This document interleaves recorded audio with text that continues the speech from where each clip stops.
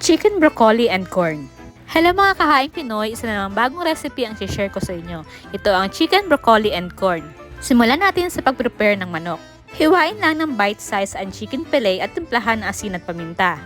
At sa isang pan, magpainit ng oil at lutuin ang chicken hanggang sa mag-golden brown ito. Kapag okay na, hanguin at itabi muna. In the same pan, mag-melt lang muna ng butter at isaute ang minced garlic. Naglagay din ako ng chili flakes. Next, isunod natin ng soy sauce at haluin ito. Dagdagan na rin ito ng water at ilagay na natin ng brown sugar. Kapag na-mix na mabuti, maglagay lang ng slurry para lumapot ang sauce. Next, ilagay na natin ang naluto nating manok at haluin lamang itong mabuti.